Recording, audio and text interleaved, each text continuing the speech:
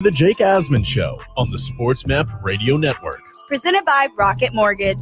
Live from the O'Reilly Auto Parts Studios, here's Jake Asman. It might be Memorial Day, but it's still a Monday, which means it's time for our weekly check-in with Cole Thompson of Sports Illustrated, talking all things NFL. So we waste no time and go out to the Progressive guest line right now, and we bring on Cole Thompson, who joins us now here on the show. Cole, appreciate the time. I hope all is well, and thanks for being with us. Anytime, Jake. I had a great weekend. I know that we had a grand old time up at the lake, and now it's time to talk some football. Yeah, that is true. So I mentioned it on the show on Thursday. Cole had me up at his lake spot in Lake Conroe outside the city of Houston, and we had an excellent time. And while we were there, Cole, we were certainly talking NFL. So let's bring that conversation now to the airwaves here. Let's start with Julio Jones. A lot of speculation on where he's going to end up. From what you've heard, from what your feel is on the story, how do you think this plays out with Julio Jones and the Falcons? So I was going to say at the very start, like when this whole thing came out, that Julio was going to only go for the right price. Now I believe more and more that it's breaking down. The more offers are coming in, there's more teams interested, that they will take less to get rid of Julio Jones. I believe they will settle for a second-round pick, maybe a second and a fourth-rounder, something along the lines of that. Because, again, whichever team is taking him is taking a risk on a 32-year-old wide receiver who is coming off of his worst year statistically and was injured for, I believe it was 7 games last year. So it is a bit of a risk. So you're not going to get a first-round talent for him. But I do believe that you will take more than just a second-round pick to move off of Julio Jones in Atlanta. Two teams I look at right now that have to make the most sense and are trying to stay ahead.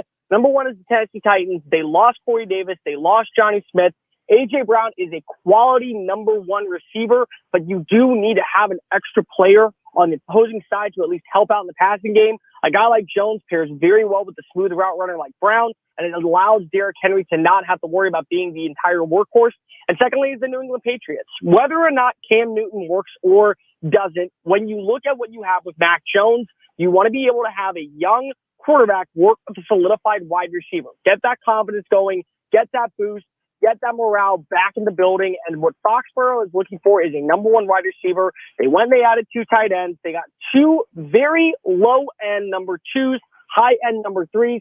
They don't have a number one receiver. And the race in the AFC East is still wide open behind Buffalo for that number 2 spot. So if I'm New England and I can get a deal done, go ahead and get myself my young quarterback, a proven weapon like Jones. I can take that cap hit, and I'm getting him for a bargain price. I think those are going to be the 2 teams to watch. We heard Seattle apparently is interested in Julio Jones. They don't have their first-round pick, obviously, because that was traded away in the Jamal Adams deal to the Jets.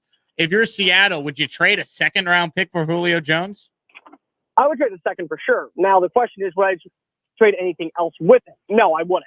When you look at what John Schneider needs, they need stability, and they still need some draft picks because, again, even though they don't have these draft picks, they have these guys who are going to start costing a lot of money. So it's going to become, cap-stricken deals to where you have to decide, do I want to keep this player or not? So a guy like Julio Jones coming in for the next 3 seasons when he'll be 35 and this deal will be up, you're paying him still, $17.3 million this year, and then an average salary of $11.3 in 2022 and 2023 respectively. So if I can get him for a second-round pick, great. If I had to give up a second, a third, or a second and a fourth, I'd probably do pass. Cole Thompson from Sports Illustrated joining us here talking all things NFL. Cole, what's the latest with Aaron Rodgers here? We're getting close to that June 1st day that a lot of people targeted when the contract changes where it's easier to move on from Rodgers if the Packers want to go down that route. Do you think Aaron Rodgers gets traded, or are we still in a standing pattern here, throughout training camp into week 1? I believe 100% Aaron Rodgers will not be traded on the June 1st deadline. Of the 2 deals that will be traded, I expect Julio Jones to not be a Falcon tomorrow. I expect Aaron Rodgers to still be a Packer. The biggest thing is that Brian Gutekunst has come out and said, I am not going to go out and trade Aaron Rodgers. I'm not going to do it. I'm not going to hurt our team. And as much as anybody wants to have an opinion on Aaron Rodgers in a situation, you and I talked about this, off air, and I stand by this.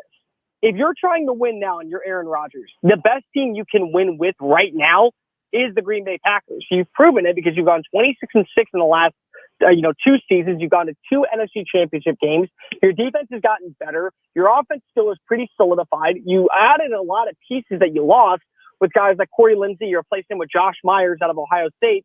You added another receiver in Amari Rodgers, and the receivers that you have there are actually pretty decent. So if I'm Aaron Rodgers, I understand you may not like the front office and you may not like the management, but what I look at is I look at a guy who is trying to play out his best game and have a shot to win it all. Everyone talks about how legacy means something. One ring will hurt your overall legacy.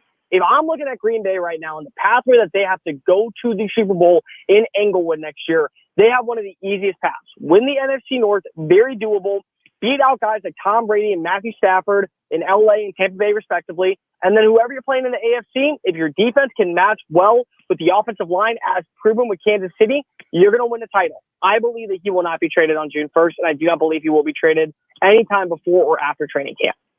Cole, in honor of Joe Namath's 78th birthday and the Jets having OTAs underway, let's talk about the Jets for a moment here. Based on all the reports and some of the comments made by the coaching staff, Zach Wilson has impressed so far, getting all the first-team reps at the OTAs. Cole, right now the Jets do not have a veteran quarterback on the roster. Is it clear Zach Wilson's the guy and he's going to start week 1? Zach Wilson's the guy, and he's going to start week 1. I don't know how well that's going to go, but I do know that he will start week 1. The biggest thing of all is that you got to give a lot of credit to Joe Douglas for what he did in the draft. Everything that he's done this offseason has been to build that offensive line and build that offense surrounding the next franchise quarterback in Wilson. So he went out, you got Elijah Moore, super sticky slot receiver. You went and got Corey Davis, a very good possessional receiver on the outside. You went and got Elijah Vera Tucker to solidify him next to Mekhi Becton. Becton's coming off of a really strong finish to the 2020 season. I like a lot of things the Jets did, but they're still just not there. The good news is that they have the right people there to make sure that this team can be built for the future. They have a good GM in Joe Douglas. They have a smart head coach in Robert Saleh. They have a players coach in Robert Saleh that is very well loved. And they also have a good offensive coordinator that's going to work very well in what Kyle Shanahan ran in San Francisco out west with Mike LaFleur. Out east with Mike LaFleur. And that was the biggest thing. Everyone said they wanted to see Zach Wilson in a Kyle Shanahan offense. Mike LaFleur is going to be able to pick things up from that offense that he learned under Shanahan and bring that to the Big Apple. I still think they are about a year or two away from really being a major threat. And OTAs to me mean nothing. Justin Fields looks amazing in OTAs. Let's see what he looks like against real defense when he's playing against veterans. When that happens, I want to see, can he improve? I do think the Jets have at least some pieces there to be better than what they were a year ago. When you look at these rookie quarterbacks, Cole, you said Wilson's going to start. I agree. We know Trevor Lawrence is going to be the week 1 starter in Jacksonville. How do you see it playing out with the rest of the rookie quarterbacks? When do we see Trey Lance? When do we see Justin Fields? When do we see Mac Jones? How do you see it unfolding? So let's just go down the order. Trey Lance will be next. I believe he will start a game in like week 9 or 10. I think that right around that time, you'll get him to start playing a little bit more. If he doesn't start, I expect it to be a very similar situation to what you saw with Alex Smith and Patrick Mahomes in 2017 in that week 17 matchup. And I say week 17 because now there's week 18, but the week 17 matchup for San Francisco is against the Houston Texans. In Houston's defense, they are going to struggle. They are not going to be, as great as I think a lot of people want them to be. There's going to be a lot of issues with them overall. So I think that this is a good tune-up game for you to come in and make an impact. I also think week 7 against the Houston Texans, you will see Mac Jones get his first career start. I believe that Cam Newton, as good as he is going to struggle early. And at some point, that's why you spent that draft capital to go get Mac Jones. It's why you went out and you built this offense to build around your next franchise quarterback. I think against the Houston Texans, it's a good warm-up game, again, for him to be able to come in and make an impact. And I think potentially about week 11, that would be my floor. Week 11 for Justin Fields against the Detroit Lions. They're coming off of a bye week that week. They're coming off of they'll have 2 weeks to really prepare, and they're facing off against the Detroit Lions. This is a very good tune-up game for Justin Fields to start taking control of his role in the NFL as the next franchise quarterback for the Chicago Bears. I think that week 11 mark, right after their bye, you're going to see that transition go from Andy Dalton to Justin Fields. All right, bonus rookie quarterback talk here, Cole. Davis Mills, 3rd-round pick, Houston Texans. How many games do we see Davis Mills play in for the Texans? I will go 12 games we see him play in. I say 12 we will see him play. Start I want to go 7. Let's just go 7 to be safe. I think that what you're going to see is a lot of Tyrod Taylor coming out. You're going to have some sub packages to where Mills is in the game, where they take out Taylor. They're going to ease him in. But I would say about the midseason mark, Houston's got to decide, are we going to stick with Mills as our next guy, as potentially our franchise quarterback, or are we going to go ahead and start prepping, looking at draft work, looking at the film, looking at everything in the past to see if we're going to go pick in the top 5 another quarterback? I mean, that's the reality of it. But I think roughly about 12 games he'll play, 7 he'll start. Mike Florio of PFT had a report that the Vikings wanted to get up to number 8 with the Panthers to try and get Justin Fields. Does that mean Kirk Cousins' days are numbered? We know they took Kellen Mond in the draft. Could you see Mond actually starting games this year for the Vikings?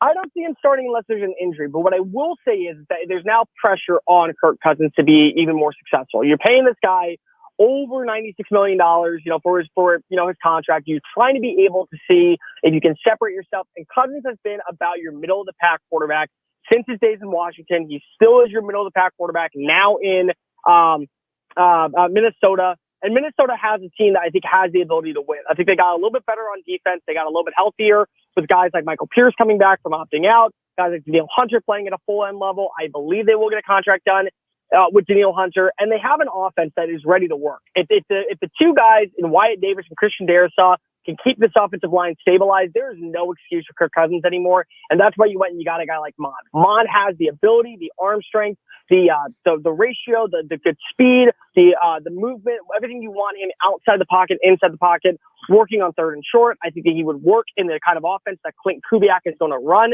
in Minneapolis. But I don't think that this is here to be the replacement for Kirk Cousins. I see this as a view instead of being the guy who is at least going to push Kirk Cousins. Because at some point, you got to teeter that line. And Cousins has been teetering it very well. He's done a good enough job to get the team to the playoffs. He's also been a guy who has faltered late in the season. And we know about his primetime stats. No more excuses. There's a guy in the building who's ready to push and compete with you. Go ahead and prove that you deserve to win this job. He's Cole Thompson, and his weekly spot covers the NFL for Sports Illustrated, writes columns for fansided.com. You can find him on Twitter at Mr. Cole Thompson. Cole, appreciate the time. Enjoy the rest of your Memorial Day. Thanks for coming on the show as always. Anytime, Jake. I'll talk to you soon. Thanks to Cole Thompson for joining us there. We'll take a quick break, wrap up our show, and honor those who made the ultimate sacrifice right here on Memorial Day. Jake Asman with you for a few more minutes here on Sports Map Radio. Wake up call.